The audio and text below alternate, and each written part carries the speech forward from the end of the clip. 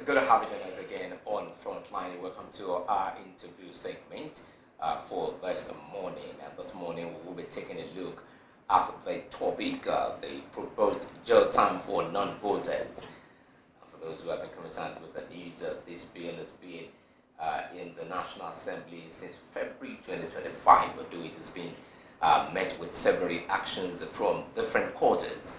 But yes, it entered the second reading just last week, and that became the reason why we need to talk about this and let people be aware about this matter.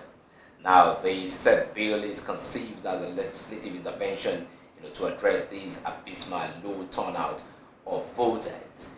And this bill is seeking to criminalize voter abstention in Nigeria has sparked intense debate. And under this bill, eligible voters who refuse to vote could face a 6-month jail term or a token of 100,000 naira fine. While some has been arguing that yes, these will combat voters' apathy, while some of the persons believe that it's quite unconstitutional, to have that kind of bill. Now, before we dive into our questions for this morning, let's acknowledge that Nigeria has actually struggled with voters' turnout over the years, despite having millions of eligible voters. Elections have also all front rather suffered low participation. And the big question is, should Nigerians be compelled by law to vote, or does this bill infringe on their democratic right? Now, to have this discussion this morning, I have Dr. Bayo Busari right here with me in the studio. It's good to have you join us on the show this morning. Good morning. Good morning, sir.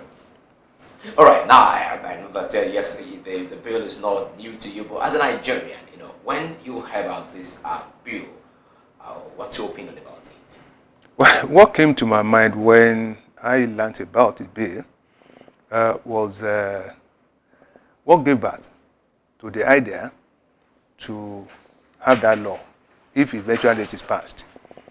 Reason is this: for whatever we want to do, it must probably have been based one, on either observation or we carried out research.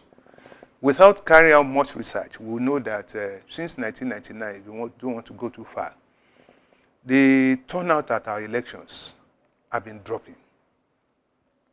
And the question that should come to a right-thinking mind is, what is responsible for this? And if we're able to find out what is responsible, then we take remedial steps to, arrest that decline. So I first thought that probably those who came up with this idea, I think the principal mover of the idea is Speaker of the Assembly, was that, this is their own way of thinking, that having found out the reason for voter low turnout, the only way that we can remedy it is to criminalize non-voting. I think in their right thinking, that's what they came to their mind. And then the question we ask is this: is that the only option that we have? Are we not open to other options that we could explore to ensure that people take interest in voting? And I believe that we have several options. One that will really come to mind is good governance. Once you have good governance, then you can sit back and begin to observe the way that the people participate in elections. If you don't have that, even if not only that you are criminalizing, even if you carry arms and ammunition and you go and knock on people's doors to come out to vote, obviously we still have people who will resist, not minding the consequences. So I want to say, without concluding, that the route we are taking is not the best and the only option that is open to us in this circumstance. Criminalizing non-voting is not limited to Nigeria. There are other countries that have such laws, but their own. I've not seen any country that says if you don't vote, then you go to jail. I think what they have are some mayors that could encourage you to vote, that if you don't vote, you lose certain privileges. Not that we are bumping into jail if you don't vote. I'm waiting. It will be quite interesting that the law is passed, okay? And we see its workability. Given the size of the country, our population, are you going to monitor? In the first instance, do you have an actual figure of those who are eligible to vote? Do we have? No. Because I want to believe that figures we have now are figures that have been doctored, that have been tinkered with by our politicians. So it's going to be pretty difficult for us to know exactly the number of people that are supposed to vote as against those who don't come out to vote. All right, now let's take a look at, I like the dimension we're driving out. Now let's take a look at the current constitution that we have. It gives the freedom of expression, the right to freedom of expression. Now, will this bill, if yes, eventually passed into law, not conflict with that, part of the constitution? Well, that's another angle to the discussion. The constitution says that any law that runs contrary to the provisions of the constitution is null and void to the extent of that contradiction. So, is the electoral law that we're amending, will it supersede the constitution? That's the question we should ask. So that's another angle. We'll see to what extent. By the time we subject it to a test before the law, before the court, we'll know to what extent that will be right. Voting is a civic responsibility, and it's not something that we should compare. Rather, what we should do is that we should educate ourselves on why we have to, perform that civic responsibility or going out to vote. But over time, in the last 26 years or thereabout, do we have those things that would willingly encourage people to say they want to go out to vote? Willingly, mark that word, willingly, without any inducement. If you check back, majorly elections that we had between 2003 and 2023 have been elections that people have been, persuaded, in inverted commas, to vote. And recently there's that lexicon that crawled into our vocabulary, vote by. Right. So people have been induced in a way. Probably these people are tired of buying votes. Okay, they want to conserve their money. And the only way they can do that is to now compel us. So rather than inducing us, they are now thinking with the idea of compelling us. Let's wait. But I think if they are in touch with us, okay, mark that word. If they are in touch with us, the bill has passed second reading. It should go for a public debate or thereabout, where people come to make their views.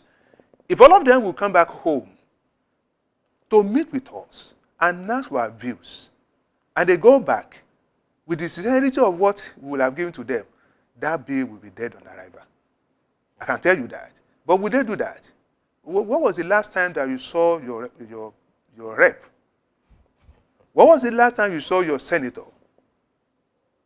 saying that they are coming back home to give you a feedback and then asking for your views, your responses to what they have done and what they are intended to do? Obviously, this is a bill that should come before all Nigerians, no matter how remotely placed they are. I hope this will go into the hinterlands and then interface with those who are going to be the receiver of that law and ask for their views before they pass it into law. We may probably have an anarchy if eventually the bill is passed and you want to begin to arrest people. In the first instance, I do have law enforcement that can do that for you. Do have the number of courts that will take care of the number of people you are going to be taken to courts?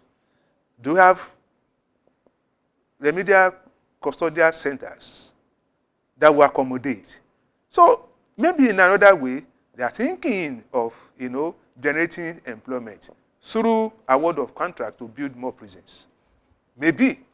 I mean, I'm interested in meeting with these people and asking them questions and getting responses to those questions. It's quite an interesting issue for quite a while. We've not had something that is so interesting, so sensitive, that touch all of us as what we have in this bill. Yeah, you're quite right. This is one of the bills that might, determine how the future of voting, will be in Nigeria. But yes, let's take a look at, down the line and in our history. Now, non-individuals who chooses not to vote, most of the time, is a form, or rather is seen as a form of political expression. Okay, I don't belong to this political party, or rather I don't have interest in this party, so I'm not voting. Now, for persons who have decided to abstain from voting based on, expressing their grievances, and it shows a kind of a apathy. Now, what is, how do we rather protect the rights of these individuals? Okay, let me add to that. We have people who don't vote based on religious conviction, and they are Nigerians. Yes. Okay, so what happens to them? The essence of the law is to protect. I mean, when you are instituting punishment, your first objective is not to punish. It's just to serve as a reminder that if you don't do this, this is what comes to you. Between 1999 and now, what has been our discourse about the performance of those that we have elected? Between 1999 and now, what has been our discourse? If we meet them on the road, are we going to shake hands with them? Pat them on the back for jobs that they've done so well. I mean, the answer is there for all of us to provide. So, how do we protect? In the first instance, if we want to protect, there won't be need for that law. Okay, if our objective is to protect, there won't be need for the law. Rather, we should begin to look for ways and means by which we're going to let people be interested, wanting to come out to vote. A time it was when, even when you are interested in going out to vote, you are afraid for safety of your lives. And I think now that has gone down, okay? And what has made that possible was what we mentioned the other time, vote buying. Okay, so it now depends on how loaded your pocket is. That will determine the number of votes you're going to get. And I think probably these people are getting tired of spending money. It's quite interesting. But I think, if eventually that law, I just wish, there are certain things that you wish, negative things that you wish to happen, and because you want to subject them to test. I wish this law is passed. And we take it before the courts. If you fail there, and we take it to the People's Court. Let's see how many Nigerians will want to comply with that law. Then you begin to see a massive revolt. And when that happens, do you have the capacity to control the after effect? I mean, these people I think they should just sit back and have a second thinking on that law, on that bill. They should. And eventually, if it's done, I hope the Mr. President will withhold his assent to that law. All right, now this bill, in a way, is trying to compel people to vote. Now, I'm asking, what reform do you think, can improve electoral transparency and the one that can build the public trust? I think that's the beginning of our problem anyways. What kind of reform that the government should, invest more in that would build the electoral transparency and the public trust? In the first place, the underlying principle is good governance. When our intent is to govern according to the books, then the propensity to want to get there at all costs will be controlled. So when that is controlled, one, you're going to have less of violence, you're going to have less of acrimonies within political parties by themselves, you're going to have less of stress for people going out to vote. And we might even begin to get a situation whereby we are not conspicuting ourselves into a one-day voting exercise. People can just vote anywhere they are, and you believe that your vote will count, and your vote will be counted. When you have all of that, then if it doesn't work, you cannot begin to say, how do we now begin to compare? Someone passed a joke that these people run government the way they like, And the only way they can legitimize it is to have all of us vote for them. So when we do that, whatever they do, it becomes legitimate. That, oh, we have the mandate of our people. Even if they want to steal, we have the mandate of our people to do that because they voted for us. Okay? So the only way is when people know that this government, simple. What is the simple definition of democracy? Government of the people, by the people, for the people. So that means the people that are going to emplace that government, and that government will work for them. So when we know that this government that we are going to emplace is going to work for us, all of us will take interest in who governs us.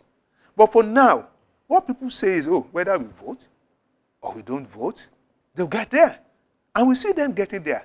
So how now will you now be saying you want to be interested in giving yourself stress to say, oh, let me go and vote, when you know that quite well that if whether you vote or you don't vote, they already have their way. So they should first put in place good governance. And I think between now and 2027, you still have the time. Let's see a change in the way they govern us. Let's see a change in the way they live their lives. There is that open discrepancy between them and us. We talk about sacrifice, we talk about birthrightening, we talk about everything, and we don't see it in them. So how do you now want me to begin to see you and say, oh, I want to have you there? It's not because we don't have a choice, that there must be a government. That's why the few that have been voting have been doing so. Because there must be a government. That's what the Constitution says. We must have people governing us, and those people must be elected by us. So, whether those us are members of political parties who will know the reason why they are going out to vote, okay? Whether us is all of us, is what they should find out first before they begin to.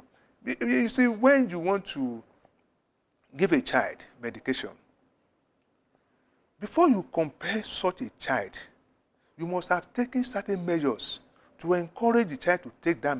So, compelling will be the last option. I remember when we were young, a certain malaria drug will be so bitter that even when you know you have malaria, you want to run away from taking those drugs. But what happened? Drug makers, put on their thinking cap and they started, thinking with the idea of how do we make these drugs attractive so that it will serve its purpose. That's what our people should do. Those who are governing us. How do they make government attractive to us? That will make us to be interested in participating. That should be their concern. I see it as a lazy approach to encouraging people to participate. It's natural, it's expected that all of us must do. Even when you don't vote, you are participating. Okay? But there must be a reason why you didn't vote. I'll give you an instance. There have been certain elections that I've made my mind I was going to vote. But for one reason or the other, I couldn't. So how do you now say, I did not vote deliberately? There could be certain things that may preclude you. What about journalists? What about medical workers? Okay? And we must vote in one day at a particular center. Right. So when you don't have the opportunity to do that, what happens to you? So you'll be taken to court, charged with non-voting, and then sentenced to imprisonment. Or what? We should ask them, how do they intend to make this law work? What's their strategy to make it work? We should ask them all of these questions. I think I get you very well, which is quite right. Nigeria's electoral reform needs a lot. And let's talk about, recently, the very last election we had, there were controversies about the electronic transmission of results. And, back and forth, in recent time, we've been having issues around, should people in diaspora also vote? And we've had, issue of, okay, should we have early voting? Should we have a continuous voting? Should it be a day or not? Now, all these reforms, that we mentioned, do you think they can be effective in encouraging participation from Nigerians? Yeah, I want to quite agree with that. That's going to be effective. You don't come to a conclusion without, testing your hypothesis. Okay? people have been calling those people who are in the diaspora, and obviously we can't do without them. So to say, I mean, when you look at the amount of remittances they make back home every year, you will see that they are a block that you cannot ignore. So if you can't ignore them, why don't you, make it possible for them to be part of us? I mean, you should be interested in who governs your wealth. Okay? But someone is doing that on your behalf. How well will we do it? So one, we should think of diaspora vote. And then when you have diaspora vote, and you have a law that compels you to vote, and the person, let's say hypothetically in America, did not vote, are you going to arrest him over there? Okay? So, I mean, a lot of reforms that we expect within the time we started in 1999 and now, that should have been in place. We don't have them. But that does not mean we should not have. One of them is that electronic transmission of result that you mentioned. People talk about electoral voting and what have you. There's nothing wrong with that. We have to move with time. And when you look at it, it's less costly, less strenuous. I mean, you can sit in the comfort of your home. When you talk about early voting and what have you, the category of people that we mentioned could have, cast their votes before the actual date. So you make it inclusive. If you've done all of that, and you see reduction, then you now can begin to think of your law to compare. But have you taken into cognizance all those people that we legitimately exclude from voting? Legitimately, by virtue of what they do for us. Okay? Have you taken count of do you know their population? And do you know how many of them will have voted if they had the opportunity? So when you're saying you have low voters turnout, these are things you should consider. Okay? So find a way to include them. So when you make your election all-inclusive, and you still have problem, then you can now sit and begin to identify what exactly is the source of that problem. You might discover at the end of the day that problem might be live with you. Now, one of the issues that Nigerians have been having issues with about the voting apathy has been the electoral body not being transparent enough. Now, how do you think that this bill, will have effect on the independence of the Independent National Electoral Commission, carrying out their duty of conducting elections? I won't subscribe to the school of thought that absolutely, mark that word, that absolutely says the electoral body is not transparent enough or is not independent enough. I won't subscribe absolutely. Why do I say that? The system is Nigerian. The people who run the system are Nigerians. Okay? On both sides. The umpire and the participators. They are Nigerians. And Nigerians, we have our own peculiar way of doing things. So what are we talking about? What we try to do is to look for scapegoats. And in doing that, we find that in INEC. Notwithstanding that, look at what happened in 1983 when the military took over governance from the civilian people. What they said was that there was no party that did not rig. But the rigging was limited by the capacity of each political party. So tell me that politician in Nigeria today that is absolutely clean. Show me that politician that will say, not even in the area of bribery, that will say he did not give someone something in form of inducement. It's corruption. And when what you have invested failed, you now shift to INEC. And we on this side, we now join them. So I've said it that the task that we have placed before INEC is a task that is so massive. And we are not helping them. The only way we can help INEC and then come back to say whether it was transparent or whether it was independent was for us to be from our own hand to do things according to the rules. When we've done that, we can now say, oh, after done all of this, these people have not helped us. Then we can now blame them. But you blame INEC. Why do you blame the receiver without talking about the giver? All of them are culpable. Yes. So that's the issue. Those of us who even vote, do we vote by our conscience? Are we not, in inverted commas, encouraged to vote? When we've done that, we now turn around, forgetting that person who has induced us has invested. And there's no investor that's a Father Christmas. He must recoup his investment. And the only way he can do that will be through things that they are supposed to do for us.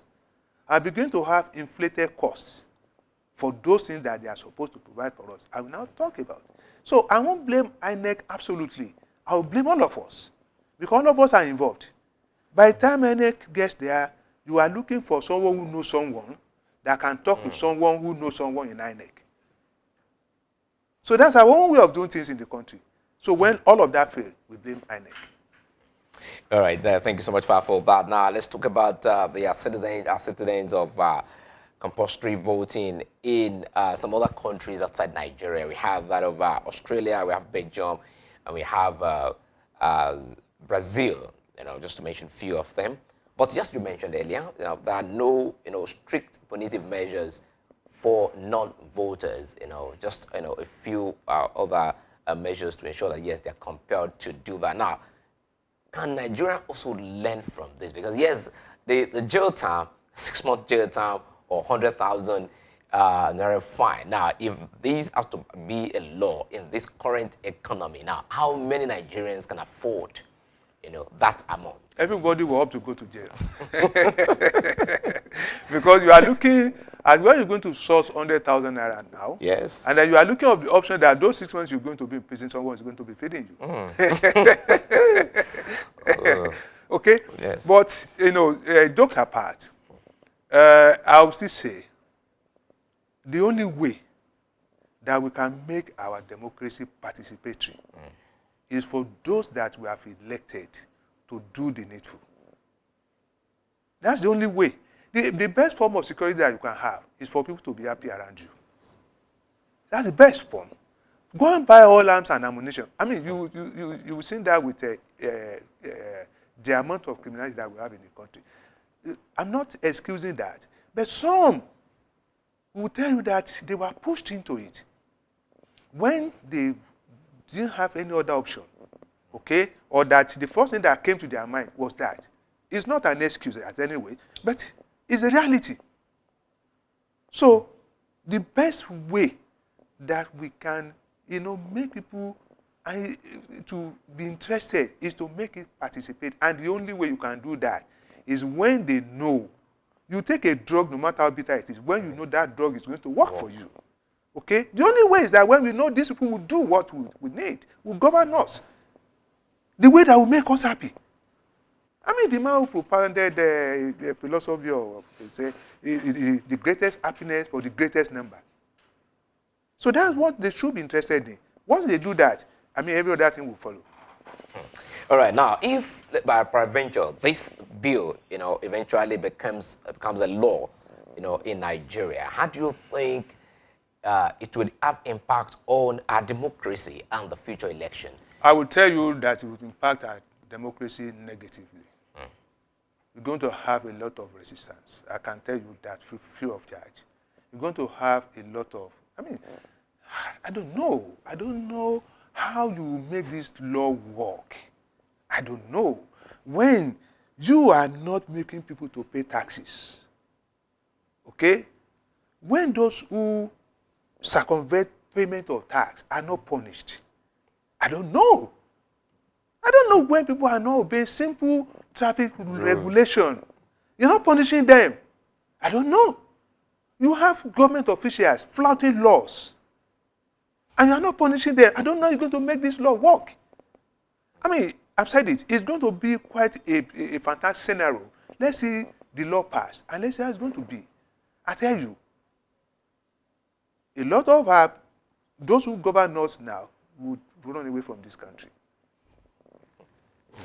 All right, thank you so much, sir, for joining us on this conversation this morning. The conversation has been with Dr. Bayo Busari, and we've been discussing on the issue of the recent bill that's still right in the House of Representatives, although it has passed the second reading now.